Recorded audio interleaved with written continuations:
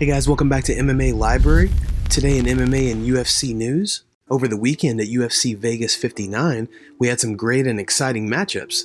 Here's a quick summary of what took place. The up-and-coming American, Bryan Battle, earned a quick KO victory over Takashi Sato in the prelims of UFC Vegas 59. He then went on to call out the Irishman Ian Gary. Here's what Battle had to say in his post-fight press conference. Granted, now I'm stronger and I'm faster, I'm more technical, so I'm just more dangerous overall. But yeah, now people are gonna have to prepare for me a little bit differently than they had been before. Talk about people preparing for you. Am I right in saying you called out Mr. Ian Gary while you were there? Oh yeah.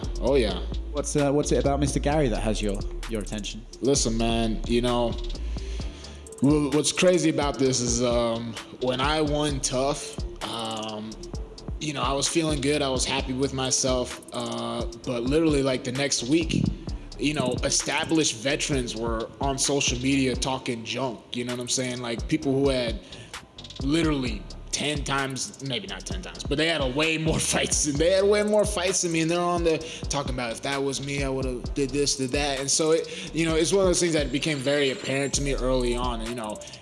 In this business, it's either you're getting your rep, your clout taken, or you're taking someone else's rep and clout, and someone like Ian Gary, I'm looking at him, he's hot right now, he's got a lot of clout, a lot of people are paying attention to him, he's supposed to be the next Conor McGregor, and I'm just watching him fight and I'm not that impressed.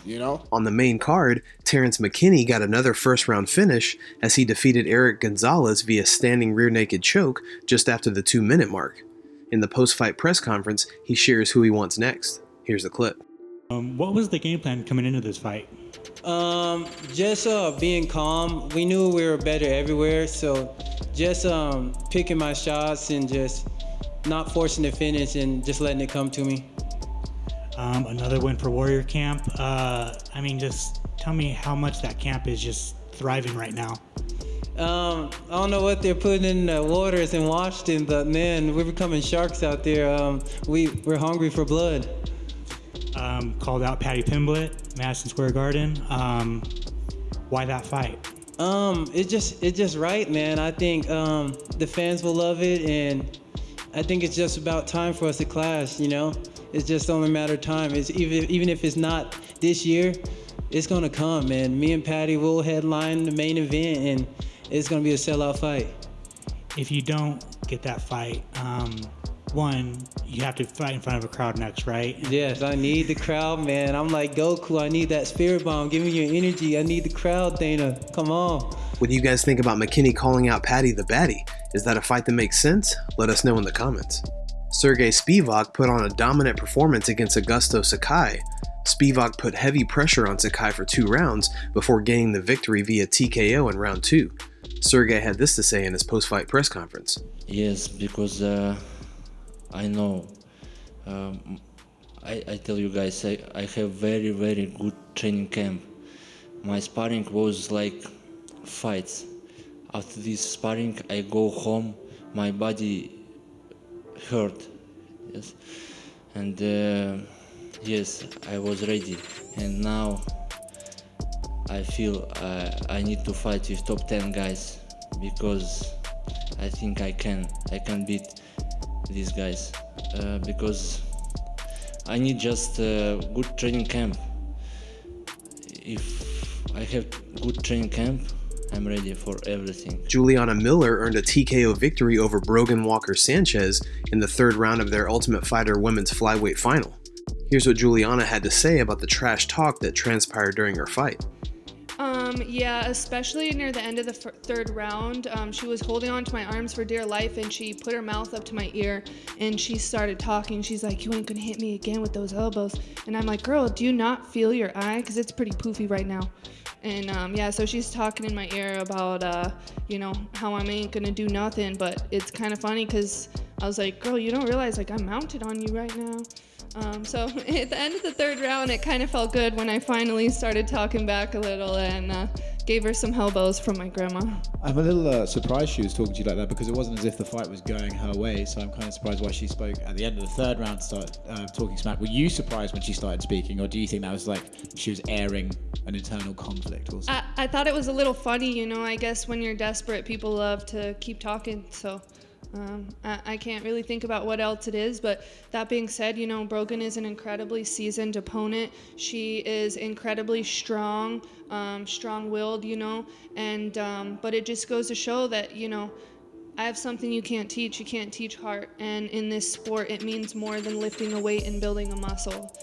So I really do think that stuff like this comes from within. What did you think about Juliana's performance? Let us know in the comment section below. Mohammad Usman, the brother of welterweight champion Kamaru Usman, took on Zac Pauga in the heavyweight final of the Ultimate Fighter 30. Usman was coming in as the slight underdog, but silenced all doubters with a brutal KO of Pauga early in round 2 of their fight. Here's what Usman had to say about winning the Ultimate Fighter and his overall performance. It feels incredible. It feels like it's the start of my journey. It's day one, you know. So this is my first day on the job in the UFC. You know, like now I can put the UFC stuff on and feel accomplished. And yeah. When you look at the fight itself, you know, you guys are both big guys, you both hit hard, so either one could get caught with something. But did you anticipate that you were going to be putting him to sleep tonight? Is that how you saw the fight going? 100%. I manifested this moment. Me and my coaches worked. And that's the number one thing, we worked on it. We worked on putting him away because he knows that I have power, but he's never really felt my power. He's only felt me at training. You know, training is, you're not trying to knock nobody out in training. But when you get in that octagon, you're trying to put somebody's lights out, and that's what I did. It's actually funny, like coincidentally, I remember when your brother fought Gilbert and they had trained together, I asked Kamaru this.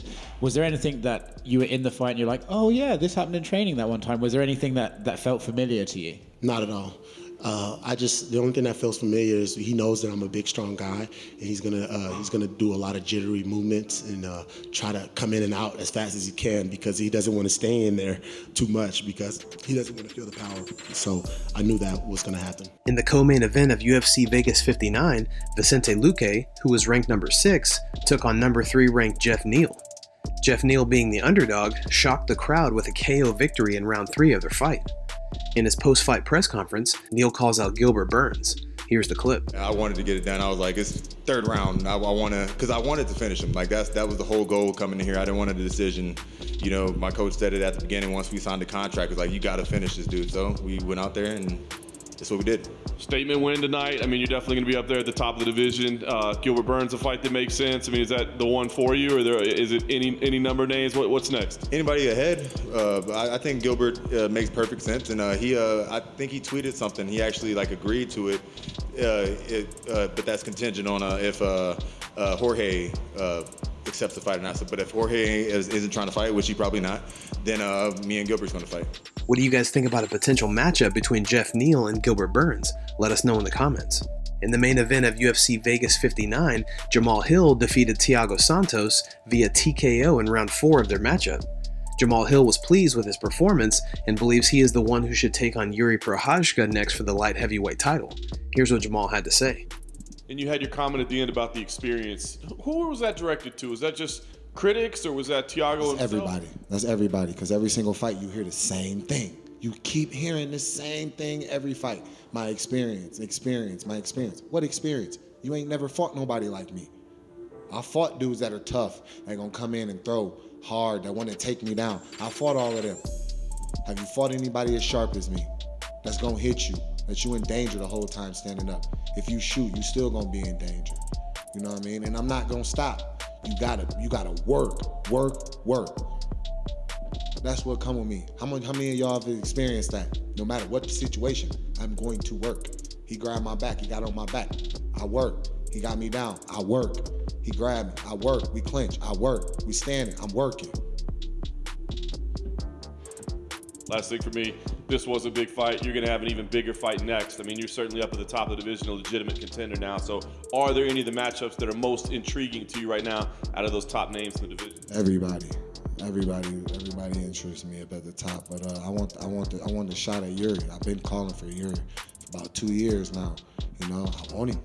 I want him. I don't care if he's a champion. I got twice as many wins as he does in this organization. You know what I mean? So I want him. If I can't get him, give me the man that used to sit on the throne. I'll take Jan. Just give me, I'm hungry. I want gold. The Lion is hungry for gold. What do you guys think about Jamal's comments? Does he deserve a shot at the light heavyweight gold? Comment down below. Guys, thanks so much for checking out the video. If you like the content we do here on this channel, don't forget to like and subscribe to MMA Library for all the latest MMA and UFC news. We'll see you in the next video.